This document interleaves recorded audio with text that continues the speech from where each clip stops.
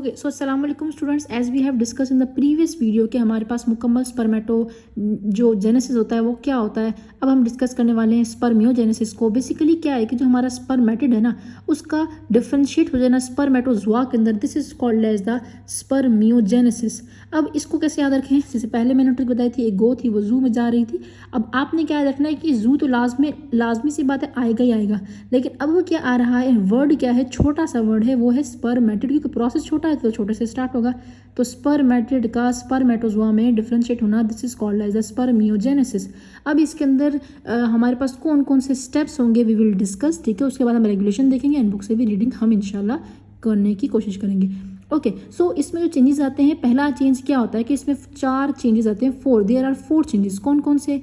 सबसे पहले क्या होता है, एक एक्रोजोम की फॉर्मेशन होती है। अब एक्रोजोम क्या है, बेसिकली क्या होता है कि हमारे पास एक रीजन बन जाता है नियर टू द न्यूक्लियस, यानी कि फॉर एग्जांपल ये पूरा का पूरा एक सेल है, उस सेल को क्या होता है, सेल के अंदर न्यूक्लियस होगा।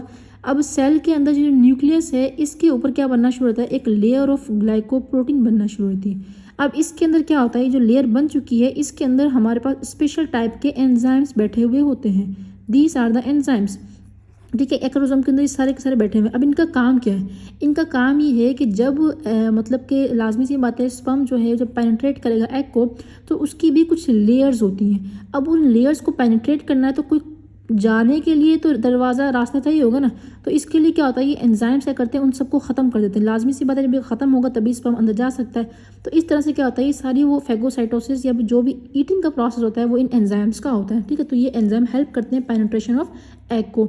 अब बेसिकली क्या है कि उसके बाद हमारे पास होता है कंडेंसेशन ऑफ न्यूक्लियस। अब एज वी हैव डिस्कस के लास्ट में हमारे पास क्या होती है, मियोसिस 2 होती है। मियोसिस 2 के बाद जो सेल होता है, टीलोफेज में क्या होता है, टीलोफेज में प्रोसेस होता है कि सेल दोबारा से क्या होते हैं, अपने बिखर जाते हैं, यानी कि दोबारा से क्या होता है, अनकंडेंस हो जाते हैं। लेकिन यहाँ पर क्या होता है, इस प्रोसेस के अंदर न्यूक्लियस दोबारा से कंडेंसेशन होता है न्यूक्लियर मटीरियल का, ताकि न्यूक्लियर मटीरियल कंडेंस हो जाए और हमारे पास मेच्योर, हमारे पास स्पर्म की फॉर्मेशन में पार्टिसिपेशन हो सके। देन हमारे पास क्या, न्यूक्लियस भी कंडेंस हो चुका है, यहाँ पे फॉर एग्जांपल न्यूक्लियस है वो कंडेंस हो चुका है। अब हमारे पास क्या होता है, फॉर्मेशन होती है एक नेक की, मिडल पीस की एंड टेल की। इट इज़ रिक्वायर्ड ताकि हमारे पास क्या हो सके, मूवमेंट भी तो होनी है ना, टेल को मूव भी करना है, माइटोकॉन्ड्रिया का भी होना है, हर पार्ट का होना है, हर चीज़ का होना है। तो इसके लिए हमारे पास क्या होता है, यहाँ पर नेक की, मिडल पीस की और टेल की फॉर्मेशन हो जाती है। देन हमारे पास क्या होता है, ये 3 बातें हो गई, ये फॉर्मेशन इसकी भी होगी। फिर कहता है कि हमारे पास क्या होता है यहाँ पर, अब देखो ज़रा, एक सेल है, ठीक है, एक सेल है, उस सेल के पास न्यूक्लियस है। अब इतना सा साइटोप्लाज्म है, इससे क्या बन गया भाई, नेक बन गया है, टेल बन गया, ये बन गया, ठीक है, नेक बन गई, टेल मिडल पीस बन गया, टेल बन गया। अब चूंकि क्या है कि जो साइटोप्लाज्म है ये आहिस्ता आहिस्ता थोड़ा अलग होना शुरू हो जाता है। अब ये जैसे सेल बनता है तो ये साइटोप्लाज्म अलग होना शुरू हो जाता है। जब ये साइटोप्लाज्म अलग होता है तो एक वक्त आता है जब साइटोप्लाज्म बिल्कुल ही अलग होकर निकल जाता है यहाँ से बाहर। वो जो निकलने का प्रोसेस होता है that is called as the shedding of cytoplasm. अब क्या होगा, जो शेडिंग होती है साइटोप्लाज्म जो निकलता है वो निकलता ऐसे है कि हमारे पास फिर बच जाता है, बस हमारा एक स्पर्म बच जाता है, ठीक है। अब ये साइटोप्लाज्म यहाँ से निकला है, अपने आप सारा साइटोप्लाज्म जमा होकर उसने कहा कि भाई हमारा तो कोई काम ही नहीं है यहाँ पर, तो वो अलग हो जाता है। This is called as residual body, because इसका हमसे कोई ताल्लुक नहीं है, ये एक गैर गैर लोग हैं, ठीक है। फॉर एग्जांपल ये गैर हो चुका है, अब इसका पार्ट नहीं रहा तो फिर रेजिडुअल बॉडी हो गया। अब चूंकि ये रेजिडुअल बॉडी है तो रेजिडुअल बॉडी कहाँ पर आएगी, यहाँ से निकलेगी तो यहीं पर आएगी ना।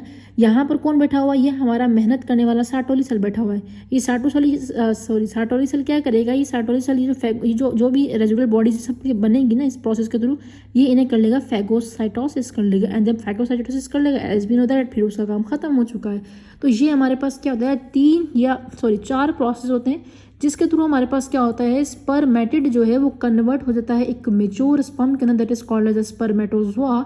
और यहाँ पर हमारे पास क्या ये प्रोसेस हो कहाँ रहा है, हमने पिछली वीडियो में डिस्कस किया, सेमिनिफेरस ट्यूब्यूल के अंदर हो रहा है। अब चूंकि सेमिनिफेरस ट्यूब्यूल के अंदर ये बन चुका है, लेकिन इस स्पर्म में जो पूरा का पूरा बना हुआ होगा ना, इसकी इतनी मोटालिटी नहीं होती है कि इतना ये मूव अपनी टेल के थ्रू नहीं कर सकता, इसकी कैपेसिटी इतनी नहीं होती है। तो क्या होता है, सेमिनिफेरस ट्यूब्यूल क्या करती है, अपने आप को कॉन्ट्रेक्टाइल एलिमेंट्स के थ्रू, यानी कि इसके पास कॉन्ट्रेक्शन की पावर हो जाती है, कॉन्ट्रैक्ट करती है। जैसे ही ये कॉन्ट्रैक्ट करती है तो क्या होता है, सेमिनिफेरस ट्यूब्यूल्स जो स्पर्म होता है वो निकल के चला जाता है हमारी एपिडेर्मिस के अंदर। जैसे ही ये मेल के एपिडेर्मिस में जाएगा तो वहाँ पर क्या होता है कि मेल के एपिडेर्मिस के अंदर इसकी फुल मोटालिटी, यानी कि स्पर्म का जो टेल होता है वो मुकम्मल तौर पे मूवमेंट के काबिल हो चुका था, तो फुल मोटालिटी जो होती है बस एपिडेर्मिस में गेन होती है, एंड देन ये क्या होता है हमारे पास एपिडेर्मिस में फुल मोटाइल हो जाता है, ठीक है। तो अभी तक हमने क्या डिस्कस किया, अभी हमने डिस्कस किया स्पर्मियोजेनेसिस की। क्या हमारे पास होता है और क्या क्या चेंजेस आती हैं। अब मेन बात ये है कि इसकी रेगुलेशन कैसे होती है। जैसे फीमेल्स के अंदर भी रेगुलेशन होती है, मेल्स के अंदर भी रेगुलेशन होती है फ्रॉम द हायर सेंटर्स। अब बेसिकली क्या है कि जैसे ही मेल प्यूबर्टी को पहुंचता है तो हमारे पास जब पिट्यूटरी ग्लैंड होते हैं that will release the luteinising hormone. Luteinising hormone क्या करता है, ल्यूटेनाइजिंग हार्मोन एक्ट करता है हमारे लाइडिक सेल्स पर। और लाइडिक सेल्स क्या काम करते हैं, लाइडिक सेल्स के पास रिसेप्टर होते हैं ल्यूटेनाइजिंग हार्मोन के लिए, एज वी कैन सी। ठीक है, यहाँ पर हमारे पास क्या होंगे, इसके लिए रिसेप्टर्स होंगे। जैसे ही यहाँ पर ये आके लगेगा तो हमारे पास क्या होगा, लाइडिक सेल को हाँ खबर मिल गई, अरे लाइडिक सेल को रिसेप्टर पे कोई बाइंड किया है, केमिकल सिग्नल्स मिलेंगे और जिसके थ्रू पता चलेगा मुझे क्या बनाना है, टेस्टोस्टेरोन बनाना है। ये क्या बनाएगा, कोलेस्ट्रॉल के थ्रू टेस्टोस्टेरोन की प्रोडक्शन करेगा। And then as we know कि कोलेस्ट्रॉल से जब टेस्टोस्टेरोन बनता है तो कोलेस्ट्रॉल जो चीज़ बन रही होगी लिपोफिलिक होगी, लिपिड वाली होगी। ठीक है, अब क्या होता है, ये जाता है कहाँ पर, ब्लड के थ्रू चला जाएगा हमारे सेमिनिफेरस ट्यूब्यूल के अंदर। अब वहाँ पर समझो कि ये हमारे पास कौन आ गया, टेस्टोस्टेरोन आ गया। लेकिन चूंकि टेस्टोस्टेरोन क्या है, अजीब सा है। अजीब का मतलब ये है कि इसके दो सींग नहीं है, बल्कि इसका मतलब ये है कि ये हमारे पास लिपोफिलिक है। और ये सारा का सारा जो फ्लूइड है यहाँ पर, इसके अंदर इसकी कैपेसिटी नहीं है कि ये अपना काम कर सके। तो इसके लिए क्या होता है कि पिट्यूटरी ग्लैंड एक और चीज़ रिलीज करता है, that is called as the follicle stimulating hormone, FSH।